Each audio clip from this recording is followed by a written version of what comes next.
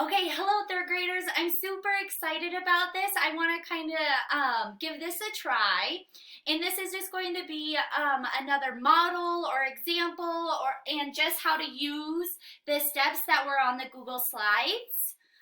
So we are going to get ready for our rounding to the nearest 10 and the nearest 100 for practice 2 of this week. So I'm going to first walk you through the steps of how to round to the nearest 10 and then how to round to the nearest 100 using these steps. So my first number is already written up there. So my first number is 52. My step to round to the nearest 10 is going to first underline the digit in the rounding place. So I know I need to round to the nearest 10, which means my 5 is in my tens place. So I'm going to underline it, and I put tens right underneath it because I know that's going to be the tens place. My next step is circle the next digit to the right. So I circled my 2 because that's the one that we're going to change. So 4 or less, that means you're going to have to drop it down. 5 or more, you're going to have to round up. So in order to round to the nearest 10 for my number 52, I'm going to use the rule 4 or less, let it rest. So that means I have to drop it down because my 2 is 4 or less. So when I round this number to the nearest 10, it's going to drop down to 50. So that's how I round to the nearest 10. We are going to practice one more time with a two-digit number. So here's my 2-digit number. So we're going to practice one more time rounding to the nearest 10 with my 2-digit number. My next number I'm going to do is, let me think. Ooh, I have one. Okay, so my next number is 78. So if I follow my rules, my first step is to underline the digit in the rounding place. So nearest 10, the digit in my in the nearest 10, my digit in the tens place.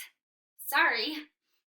My digit in the tens place is going to be the 7. So I'm going to underline the 7 and then circle the next number to the right. So I'm going to circle 8 because 8 is going to be the number I change to round to the nearest 10. Remember, 4 or lower, you round down. 5 or higher, you round up to the closest or the nearest 10. So 78 will round up to 80. So then, what also helps me is if I put an arrow. So I know an arrow is going to tell me if I need to round up or round down. So I put my arrow there. So I know, hey, I had to round up 78 to get to the nearest 10, which was 80. For 52, I had to round down. So I'm going to put my arrow down so I know, hey, I had to round 52 down to 50. Okay, so now it's going to start getting tricky when I get into multiple digit numbers. So the same rules apply no matter how many digits you have in your number. So if my next number is going to be 145, what's going to be my steps? So my steps are going to still stay the same no matter what. So I know step 1, I need to underline the digit in the correct place value.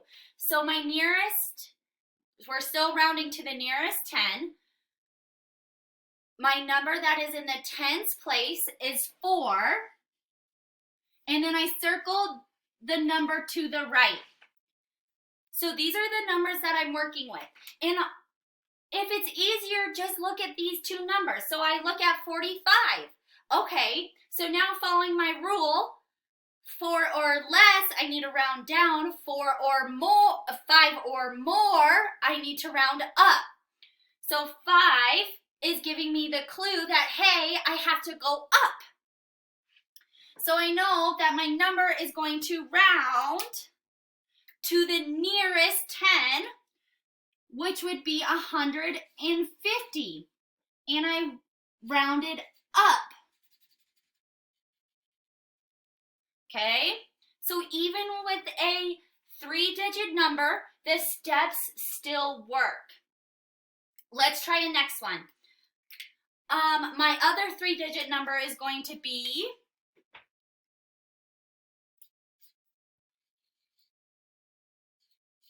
784. So following the steps, I'm going to underline my number that is in the tens place, which is 8, is in my tens. So ones, tens, hundreds. And then I'm going to circle my number that's right next door. So my number right next door, if I block out this 7, I'm working with 84. So following my rule, 4 or less, round down, 5 or more, round up. So 84 is going to round down to 780, and I rounded down to the nearest 10. Okay, so that is how I round using the nearest 10 and using place value to help. Now I'm going to just show you rounding to the nearest 100. So rounding to the nearest 100 is kind of the same thing as the 10, but you're going to have to go to the hundreds place. So I'm going to choose a number that is in the hundreds place. So we're just going to start off with 151. So rounding to the nearest 100, I know my nearest 100 is either going to be 200 or my nearest 100 might be 100. So if I start off with my steps, underline the digit in the rounding place. So I know that I'm rounding to the nearest 100, so I got to find my hundreds place. So here's my hundreds place, and then I circle the number right next door. So I know right here, if my 1 is underlined and my 5 is circled, this is going to give me a clue to follow my rounding rules. So 4 or less, round down, 5 or more, round up. So my first step is going to be, hey, my 5 is 5 or more, so I'm going to round up. So rounding up, so I'm going to round up to my nearest 100, which would be 200. Okay, let's try another one. So if I'm rounding to the nearest 100, I'm going to use 823. So I have 823. Now if I follow my rules, I got to underline in my place value the hundreds, and then I got to circle that number next door. So once I underline my 8 because it's in the hundreds place, circle my 2 because that's the number right next to it, and that's going to be the number that we're going to follow our rule for. So I know my nearest 100 is either going to be 800 or 900. So that's going to be my closest hundreds to 823. So now I got to figure out which one is it. So my 2, if I listen to my rule again, so my rule is 4 or less, you round down. 5 or more, you round up. So I know my 2 is less than 4. So I know I'm going to have to round down. So I'm rounding down to, can you guess? I'm rounding down to 800. Okay, so I hope that this has helped using the place value strategy to help you round to the nearest 10 or the nearest 100. Make sure you follow these rules of underlining and circling to help you figure out, hey, do I need a round down? Do I need a round up? Do I need to go to the nearest 10 or the nearest 100?